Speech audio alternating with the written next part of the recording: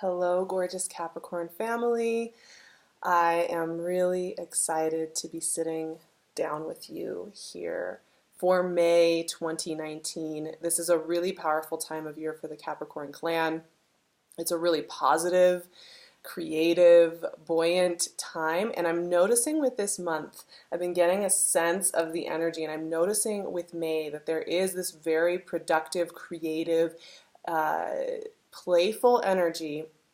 Even signs that are going through kind of deeper revolutions are having a lot of fun playing and connecting the dots and creating. And for you, you have so much energy in your fellow earth sign of Taurus. And Taurus is special to Capricorns because it's that fifth house, heart chakra, childhood, creativity, true romance energy. I mean, fifth house energy is really good for all of us, right? And you guys have it in this beautiful sign. And the amount of energy that is in Taurus the first half of the month is wild. We have the sun in Taurus. We have a new moon in Taurus on the 4th. We have Mercury moving into Taurus on the 6th. We have Venus in Taurus on the 15th. Of course, Uranus is in Taurus for several years to come. So you're getting revolution when it comes to your creativity and to your connection with children and to your connection with your heart for a long time. And if you're interested in those long range transits, go check out something I have just created for you guys. It's called the Magical Midyear. And what I'm doing is the middle 4 months of the year, we're going to take a look at the outer planet retrogrades of Jupiter, Pluto, and Saturn. We're also going to look at these long range transits, Uranus and Taurus, and Chiron and Aries, and I also kind of go over some strategies for how to utilize these long range infrastructure transits with affirmations and a whole bunch of goodies in there. So I will leave the Vimeo link below. That is up and ready for you to go access right now, so go check that out. But let's talk about May, because this is a creatively juicy month for you. The first couple weeks of this month, there's so much energy in Taurus. And then, mid-month into June, that Venus in Taurus is also opening up. And so the big note for you all is that your heart chakra is just opening up. It's playful, it's curious, it's inventive. So where you may have felt like you were holding yourself back a little bit, kind of assessing what the next part of the year would feel like. The first 4 months were a little bit slower. This energy, Knight of Pentacles, there you are, right? When you're assessing and you're really looking at situations and checking in with what's going to work for you, that's very Knight of Pentacles. And I think there has been some looking around you, looking around your landscape, thinking about where you want to invest your time and energy, right? But the thing with all this energy in Taurus is that it's time to be playful. It's time to let your heart be open. And a card just fell, and it is the King of Wands. The passionate, directed, focused, action-based king, right? Some fire energy. These two have very different ways of working through the world. And they're kind of head-to-head there, right? Because they really do. One wants to take his time, slow down, assess risks, assess movement, and the other just wants to delegate and make it happen. We'll be talking about those in the context of everything else. But I think that it's time to kind of dive in there and try some things out, and that could be with true love. It could have to do with dating or romance. It could have to do with a project maybe that's close to your heart. It's just a very prolific time on the creative front. Queen of Cups, you got a lot of personality showing up here, so that's telling me that there's a magnetism to your energy, when you are really expressing parts of yourself that you love, whether that's a hobby or a passion that you just have a fun time reading about, or a job that you're really good at.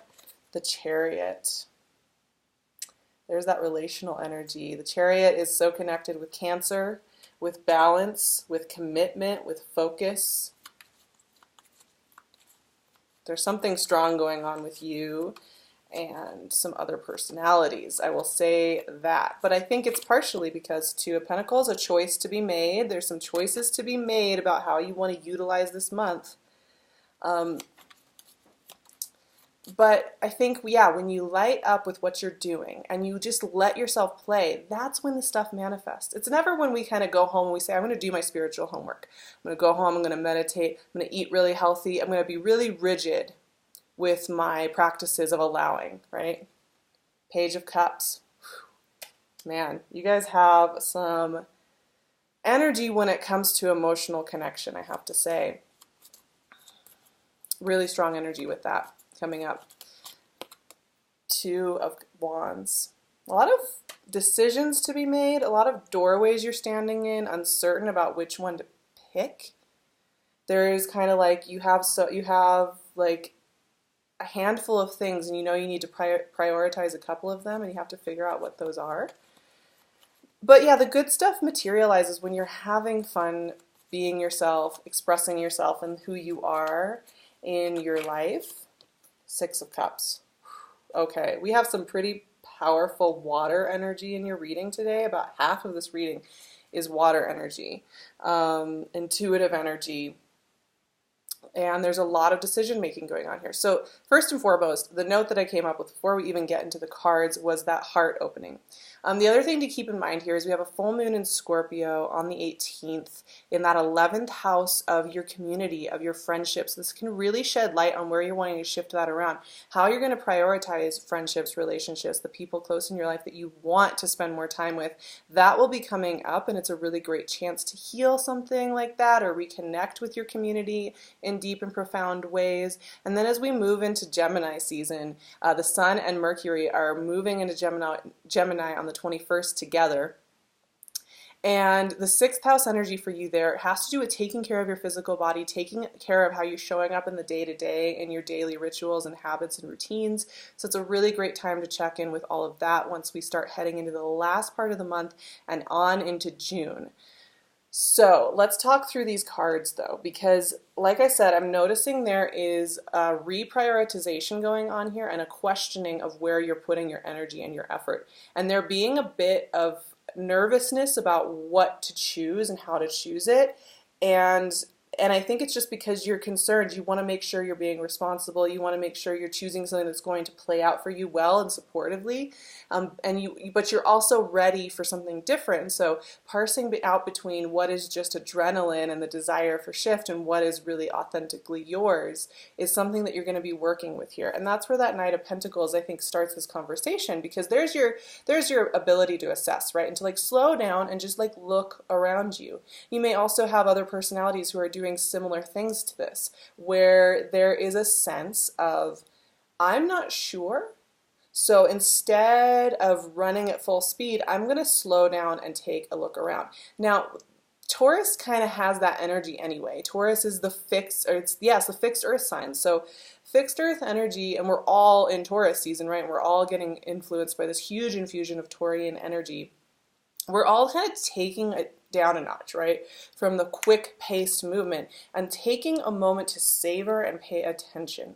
So it doesn't surprise me that you're in this position now. I kind of think this is a powerful place to watch yourself and watch your habits, your routines, and how you're reacting to things, right? So that can be really useful. Now you have these two personalities here, the King of Wands and the Queen of Cups. Quite big personalities, honestly. King of Wands can be stubborn, demanding, has an idea of how things are supposed to go. Fire energy, we're kind of notorious. I say we because I have a lot of fire in my chart. We're kind of notorious for being impatient and wanting to make movement very quickly. And the King of Wands has this fatherly energy, but also this kind of desire for change and shift on his terms as quickly as possible. So I think you may be having some personalities that have a little bit of that energy. The other thing to think about with King of Wands, though, is this is established energy, this is passionate energy, this is directional energy. It has a vision for how things should go and will act on it and will take care of it and is responsible. On the other hand, we have this Queen of Cups, who is the intuitive queen. She slows down. If you think about like this Knight of Pentacles slows down and does the analytical slow down. The Queen of Cups slows down and just listens into her intuition. She listens into her heart. She listens into what her body is telling her. She listens into what her dreams are telling her. She listens into when she's in a situation that does not feel good. She listens to that. She doesn't make a lot of movements. There's this quiet energy within Capricorns themselves and even the people around them where everybody's kind of looking and watching each other, like all three of these characters actually, whether it's you or there's people around you that have this energy, all three of these characters are all kind of watching and very cautiously taking care of their business in their own way. There's almost this sense of isolation going on here with these energies where everybody is kind of just trying to do their own thing and not make a mess of stuff. That can probably be a good thing. It may take some pressure off of you feeling like you need to answer everything. But here's the thing. You have this Chariot here, which is beautiful energy. This is commitment energy. The Chariot is about getting in. Chariots go in a straight line. They can't do quick turns. So the whole symbolism of the Chariot is balance, commitment, and then there's also this directional, your cardinal energy. This is the Cancer card. It's one of the Cancer cards. It's your opposite sign, and you have this cardinal energy working with you, which is, I'm getting on a track and I'm going. So there's something that comes out of everybody taking a couple weeks during Taurus season and looking internal and everybody kind of taking care of their own stuff that plays out in a very good way so that you can actually see where you're headed next. So there's kind of almost an aha moment that I'm noticing coming up with the Chariot energy here. Here's the thing with this that I find really interesting though. You get your aha moment. You get some clarity when it comes to you and these personalities that are around you. And then you aren't sure. And then you take a moment and you say, wait, I'm a little nervous.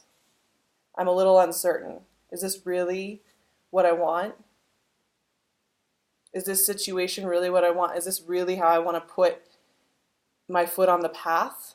There's a questioning going on here.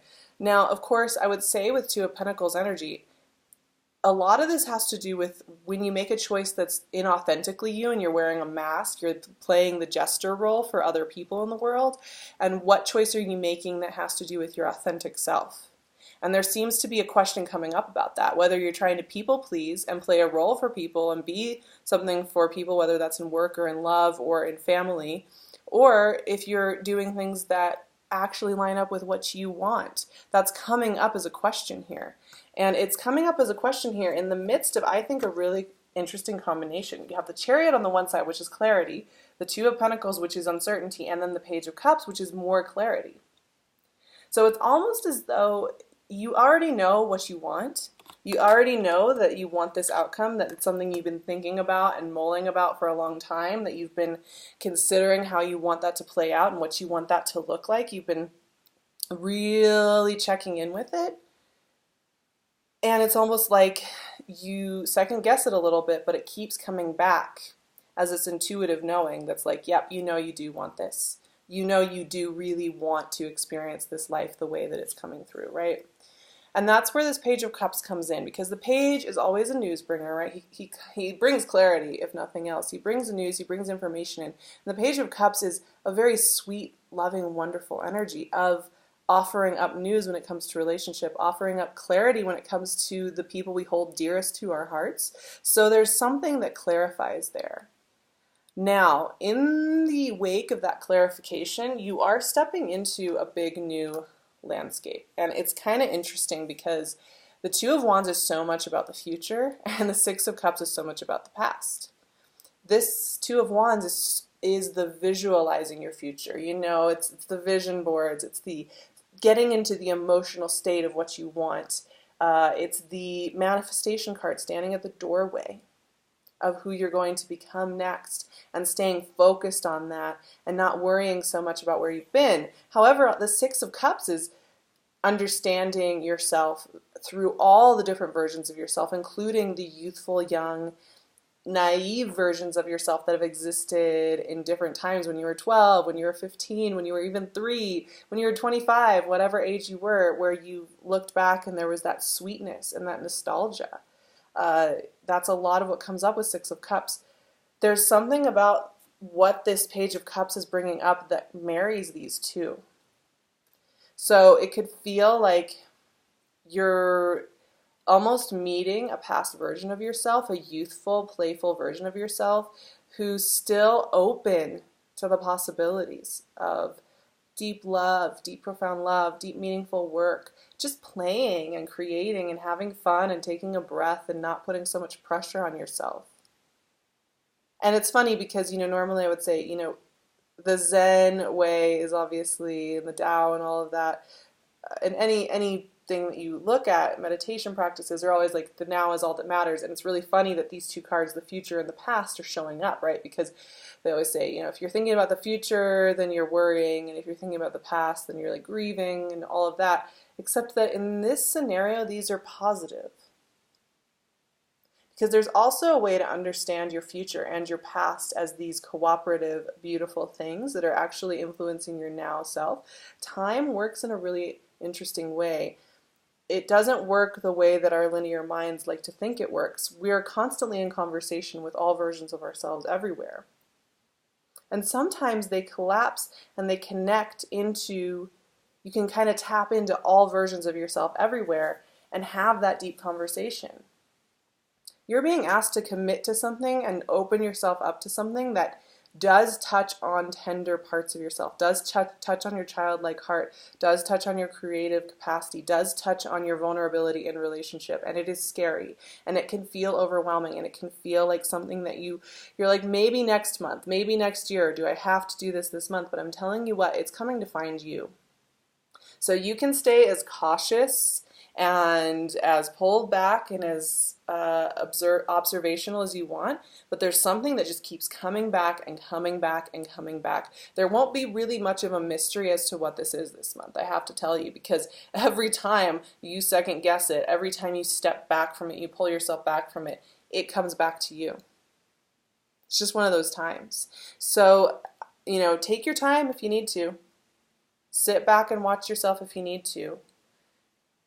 Pull back a little bit if you need to. Heck, because this thing and this experience is coming for you.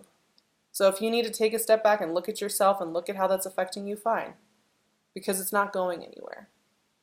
But there is a point at which you will just be in resistance if you don't just let it start to unfold. And that will start to feel really bad. So kind of pay attention to what your body is giving you signals for. Pay attention to how it's playing out, because there is an element of surprise, but there's also an element of like, oh, of course this is happening, because it's been building up for months. And it's not just out of the blue. It's not out of thin air that this stuff is starting to bubble up and be a part of your present day. Okay, I'm going to close it out there. I love you guys so much. Like I said, go check out my magical mid-year series that I put on Vimeo. I will leave that link in the description box right there.